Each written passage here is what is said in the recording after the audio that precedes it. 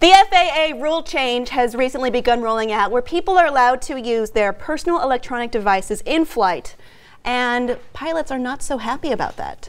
I don't know how airline attendants feel about it, though. That really wasn't discussed in the article. Yeah. But the reason the pilots don't like it is because when they do have to take off or land in low visibility settings, they do require the use of their instruments a lot more, and those instruments still do get some interference from electrical devices. Really? Yeah, that's why they don't like it.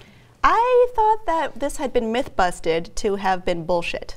It's one of those things where, like, we're talking into wireless microphones, and if our phones are on, they can tell. They can hear that interference. It's not the end of the world. But aren't these are still in airplane mode, that you can use your device without using the data? No, tell the pilots. Activity. Don't look at me. All right. Well, the Airline Pilots Association, which consists of American and Canadian pilots, are saying that they don't want this to happen because they feel like people will just use the devices even if flight attendants tell them not to. Yeah, once you establish a rule that it is okay, except in some circumstances, even when those circumstances show up, people are going to be like, bah, but they said it was okay, I'm sure it's fine. What do you think of that? I know to listen to the people that are keeping me 40,000 feet in the air. If they tell me to do something, I'm going to do it.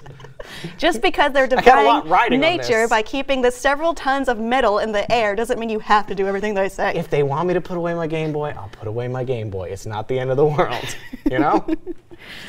Well, we'll see how this goes. The rule is still rolling out. They do have to get permissions. It's not implemented in all airlines as of yet. I think it's barely any as of now.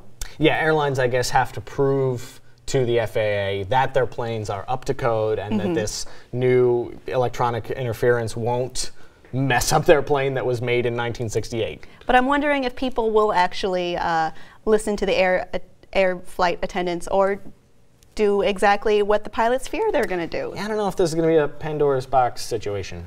Also, it should be noted that large electronics will still have to be stowed in takeoff and landing. Yeah, just so if you because have it a gets in the way. laptop or like a big CRT monitor and a tower, you're going to have to keep that stowed until you're in the air, cruising altitude. And try not to break the tray. Yeah, no, those are expensive.